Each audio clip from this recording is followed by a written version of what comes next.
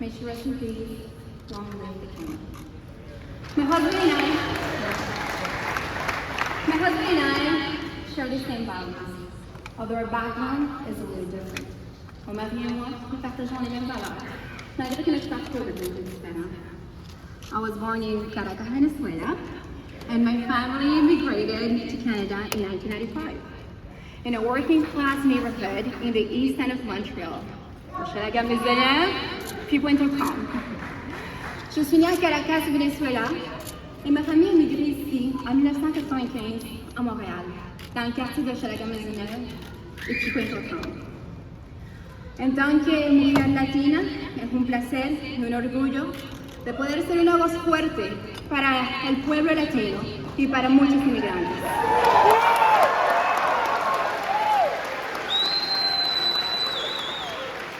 My father, who went from wearing business suits and managing a bank, to jumping on the back of a pickup truck to collect fruits and vegetables, because that's what he had to do to feed his family. Mon père est passé de porter des complets et à gérer une banque en montant à l'arrière d'une camionnette avec des vêtements usagés, afin de ramasser des fruits et des légumes dans les champs, car c'est ce qu'il devait faire pour nourrir notre famille. The Galindo family, present here tonight, taught us hard work, and that there is no greater dignity than to provide for your own family.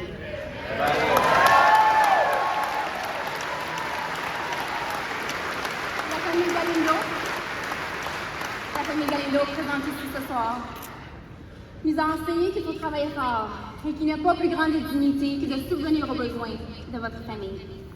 Years later, here we are. My father is a small business owner, and my siblings went all from their humble beginnings, including me working at McDonald's, to being a renovator, a registered practical nurse, a proud member of the Canadian Air Force. And here I am, left street de Pointe-aux-Trembles, standing in front of you by my husband's side. Dios mío, ¿quién se lo hubiera imaginado? Mon Dieu, qui aurait imaginé ça? My husband's story is a little different. He was born in Calgary to a teenage mother who had just lost her own mother. She gave Pierre for adoption to two wonderful school teachers from Saskatchewan.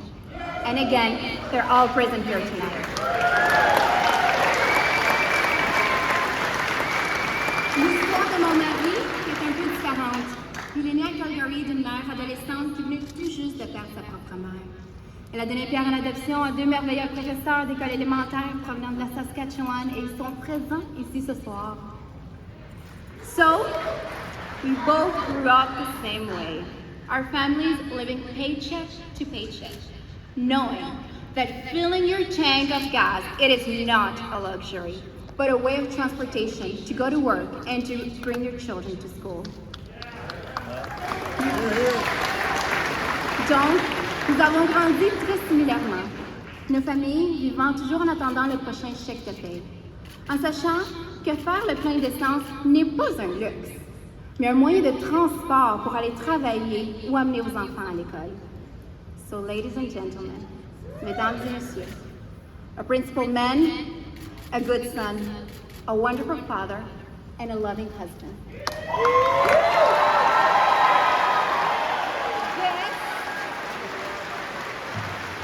This is the new leader of the Conservative Party of Canada et the prochain Premier ministre, my husband, Pierre Poilievre.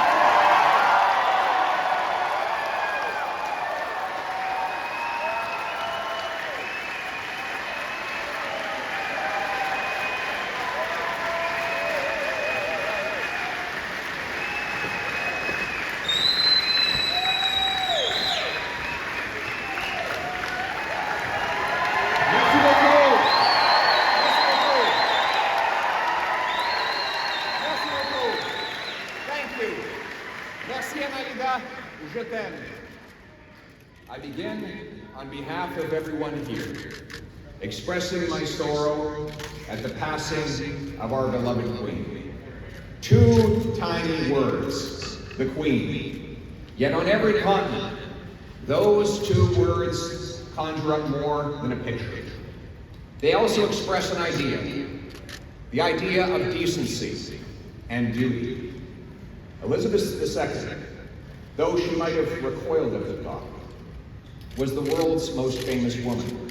Yet she was our queen, our sovereign, for almost half of our nation's existence. In her 22 visits here, yes indeed, in her 22 visits here and her dealings with 13 prime ministers, she exhibited the virtues we most cherish: dignity, civility, humility, candor, and above all else, service. That's why her death, though not unexpected, is nonetheless shocking. We felt we knew her. We felt that her strengths were ours, the strengths of a country which by good fortune and God's grace we call home.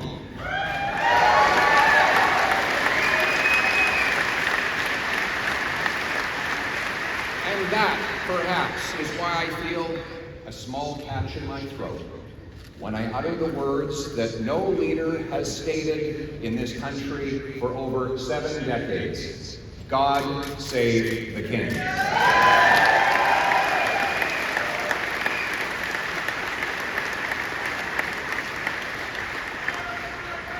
Tonight begins the journey to replace an old government that costs you more and delivers you less with a new government that puts you first: your paycheck, your retirement, your home, your country.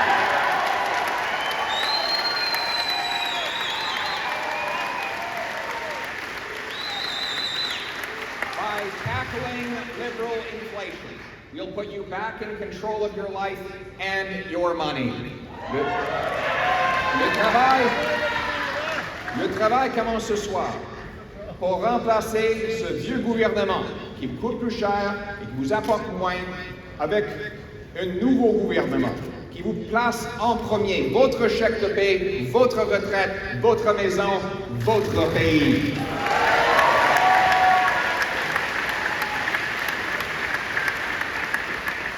En nous attaquant à l'inflation, nous vous redonnerons le contrôle de votre argent et de votre vie. And it is about you. This is not my victory, it is yours, and I have so many people to thank. Merci à ceux et celles qui m'ont soutenu et qui se sont portés volontaires pour cette victoire. Merci aux autres candidats d'avoir renouvelé notre parti. Thank you to Scott Aitchison for running on ideas like simplifying and lowering taxes. Thank you very much, Scott.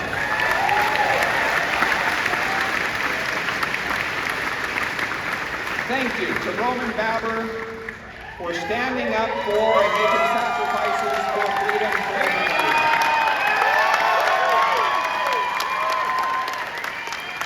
And thank you to his wonderful partner Nancy for championing children with autism. Thank you. Thank you to Leslyn Lewis for standing for family, faith, and freedom.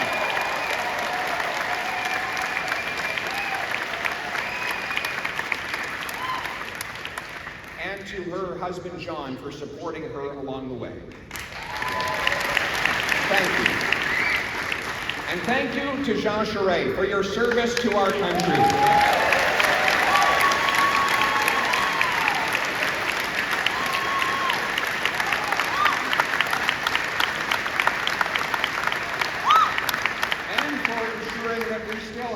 A country that is united, in which we can call ourselves home. Thank you for fighting for Canada, Jean, when the nation's back was against the wall in the 1995 referendum. You stood with courage and passion. You defended our country, and our nation will never be grateful for your work.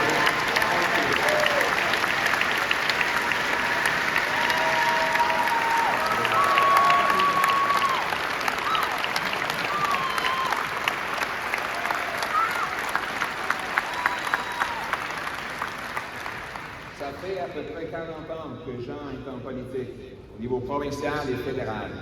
Et c'est dur. Mais souvent, les vrais héros, c'est pas les candidats, c'est leur famille. And that's why I recognize Michelle.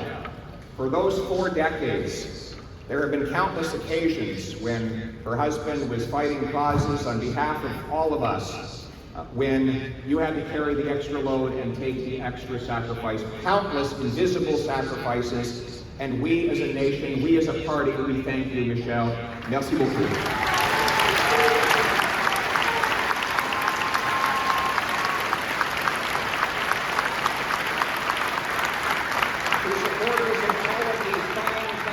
I open my arms to you. Now, today, we are one party serving one country.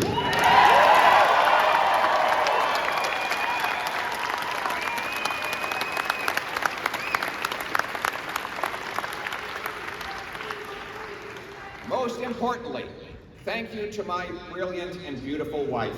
Merci à ma belle et brillante épouse.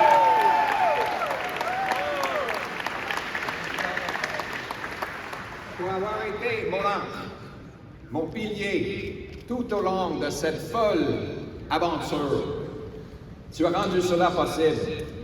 Tu es ma meilleure amie et l'amour de ma vie. Oui.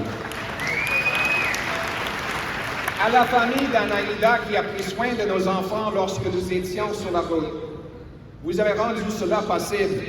Muchas gracias a la familia de mi esposa y por su contribución a Canadá.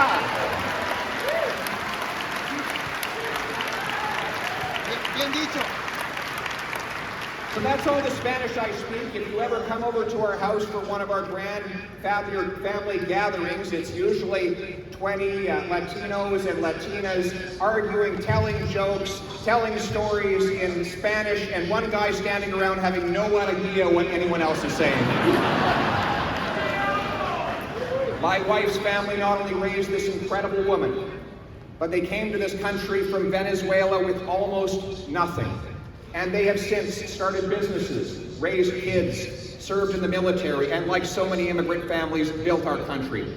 And I want to thank...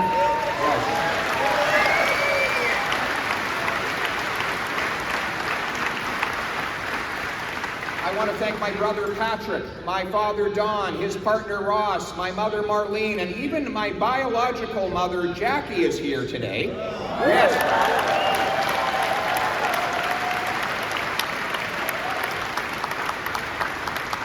We're a complicated and mixed up bunch, like most families, like our country. I want to thank my parents, though. In particular, I want to thank my parents, two school teachers who adopted me from a teenage mother. They taught me that it didn't matter where I came from, but where I was going. It didn't matter who I knew, but what I could do. That is the hope I want my kids to inherit.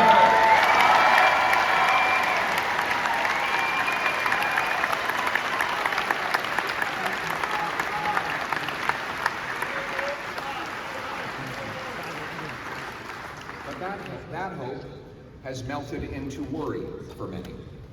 Today, people feel like they've lost control of their pocketbooks and their lives. The cost of government is driving up the cost of living. This government, this liberal government, has doubled our national debt, adding more debt than all previous governments combined. That means another $500 billion bidding up the cost of the goods we buy and the interest we pay. Inflationary taxes increase those costs further.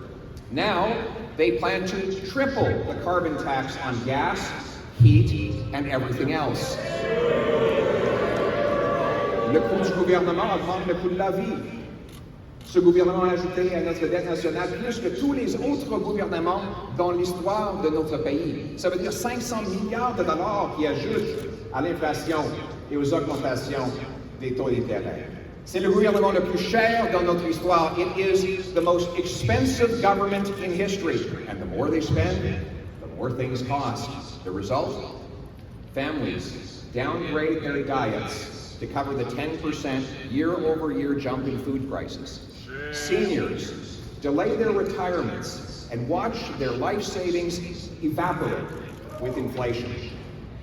30-year-olds who did everything we asked them to do, got degrees, worked hard, are trapped in 400 square foot apartments or worse, in their parents' basements because house prices have doubled under this government.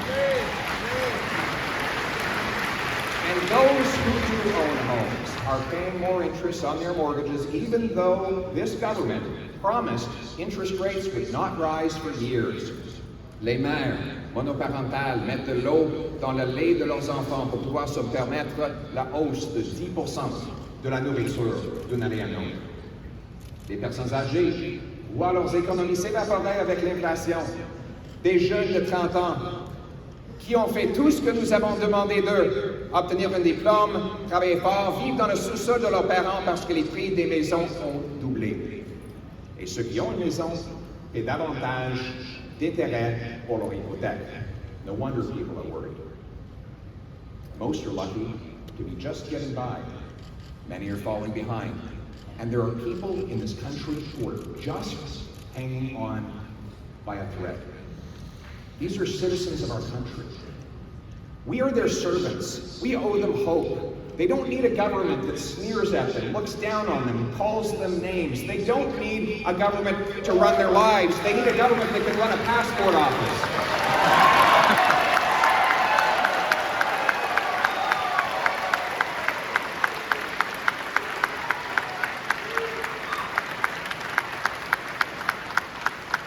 They need a prime minister who hears them and offers them hope that they can again afford to buy a home, a car, pay their bills, afford food, have a secure retirement, and God forbid, even achieve their dreams if they work hard. They need a prime minister who will restore that hope, and I will be that prime minister.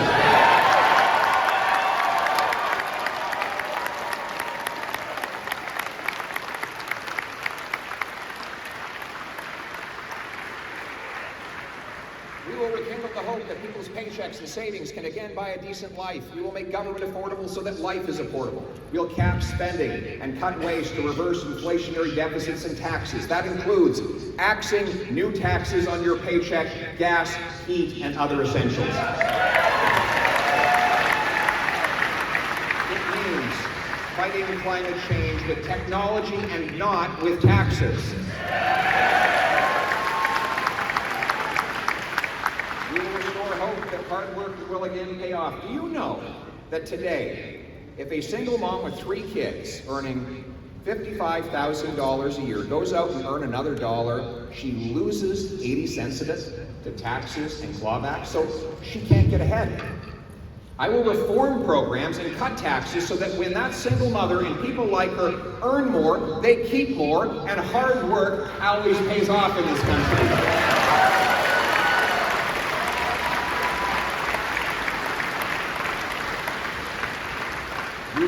D'espoir que le travail devienne payant de nouveau, en réformant les programmes et en réduisant les impôts pour que les gens gardent l'argent qu'ils gagnent pour leur famille plutôt que de tout perdre au gouvernement. Instead of creating more cash, let's create more of what cash buys. Think of it. If you've got 10 loaves of bread and $10, well, it's $1 a loaf. If you double the number of dollars to 20, but you still have 10 loaves of bread, well, then it's $2. You see, spending more doesn't get us more. We need to make more. So instead of doubling the money, let's double the bread. Let's remove the government gatekeepers to build more homes, grow more food, and produce more energy right here in Canada.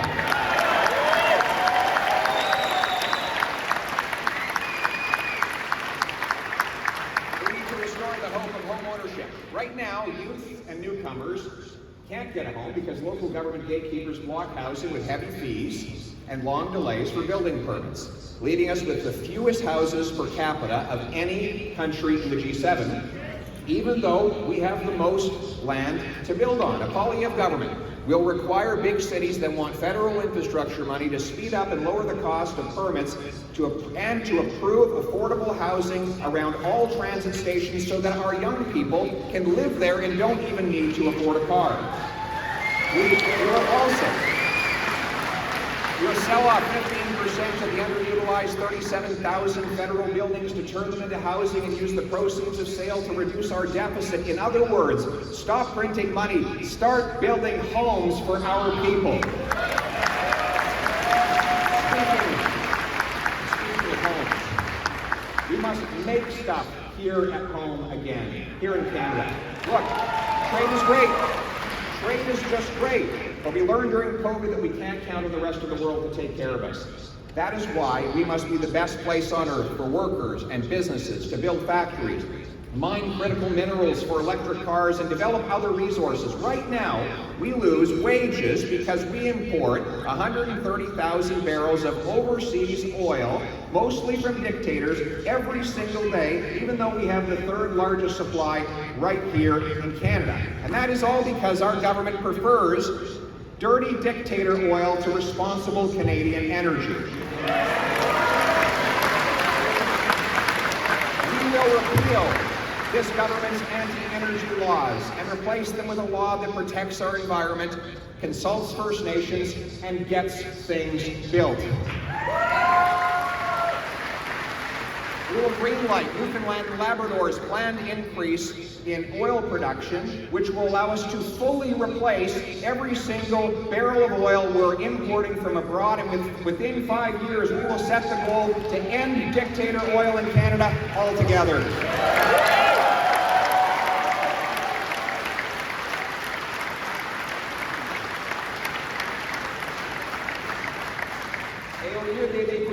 À vendre son gaz naturel à l'Europe pour financer sa guerre contre l'Ukraine. Le gouvernement Poilievre soutiendra des projets comme GNL Québec.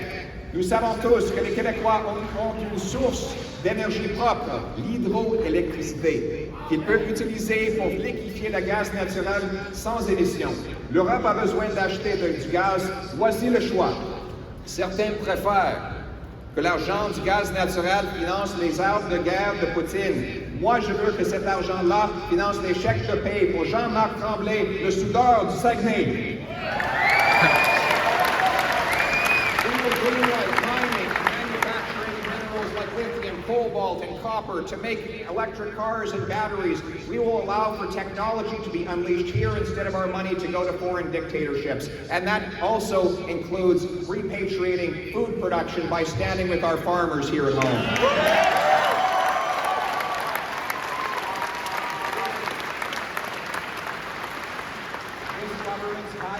Taxes and proposed fertilizer cuts will only drive food production abroad to more polluting foreign jurisdictions, which would have to then burn fuel to ship, train, and truck that food back to us. But didn't we learn how irresponsible it was to rely on the rest of the world to provide us with our essentials during COVID? A Poilievre government will repeal these taxes and fertilizer mandates to get out of the way and off the backs of our farmers so that we can grow affordable food, feed our people, and be the breadbasket of the world.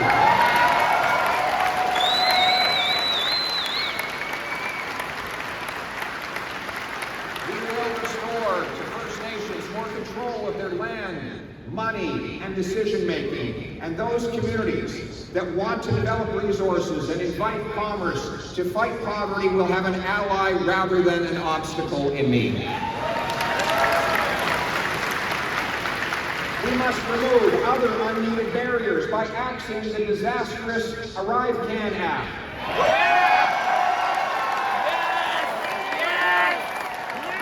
Thank you, Pierre! And by ending the remaining COVID vaccine mandates to let people work and travel freely.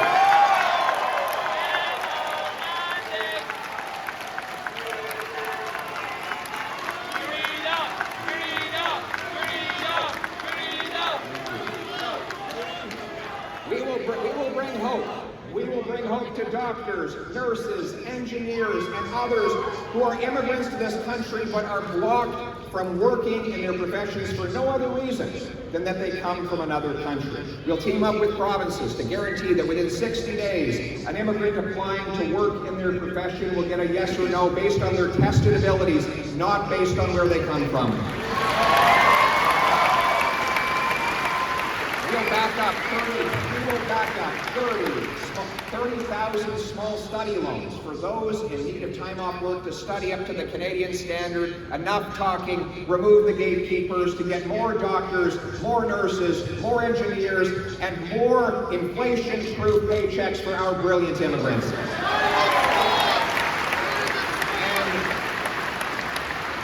And we will restore the hope of safe streets, a hope that has turned into fear.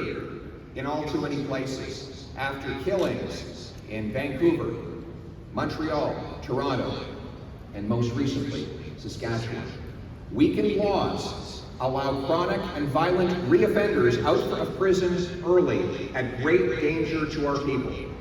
Instead of spending a fortune targeting licensed and law-abiding, trained and tested firearms owners, Conservatives will bolster the laws, bolster the borders, and put the real criminals in jail.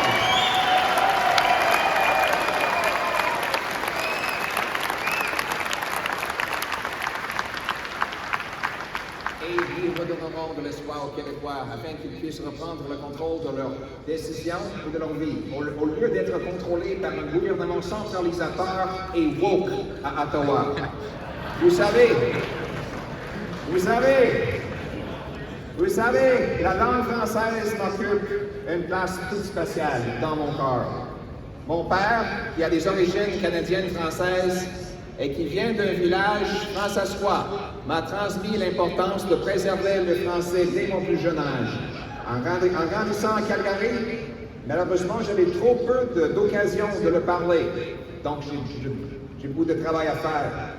Maintenant, je continue de perfectionner cette langue que j'aime, langue fondatrice de notre pays. Avec mon épouse, montréalaise, nous transmettons à notre tour à nos enfants qui vont dans les garderies francophones. Nos petits-enfants, Baby Cruz et Valentina, ils auront la langue française comme première langue, la deuxième langue, évidemment, espagnol, et après ça, troisième langue, l'anglais. Je vais aller plus loin en parlant du Québec. Je dirais que les conservateurs de partout au pays ont beaucoup d'apprendre des Québécois. Les Québécois défendent leur patrimoine, leur culture et leur langue. Ils ne s'excusent pas. La nation québécoise tient tête au wokisme.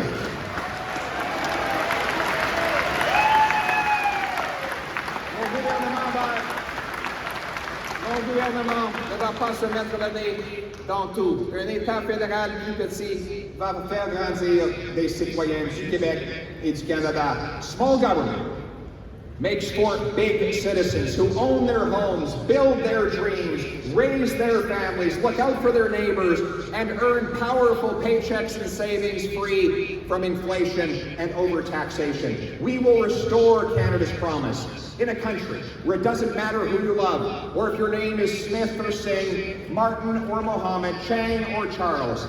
A country where the dreamer, the farmer, the worker, the entrepreneur, the survivor, the fighter, the ones who get knocked down but keep getting back up and keep going can achieve their purpose. A country where the son of a teenage mother adopted by two teachers can dare to run for Prime Minister of Canada.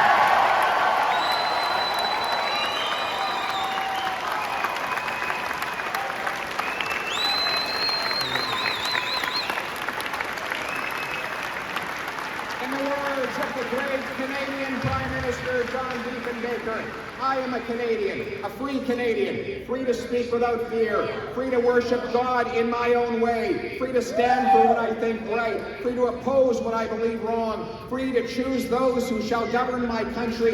This heritage of freedom I pledge to uphold for myself and all of mankind. Merci beaucoup. Thank you.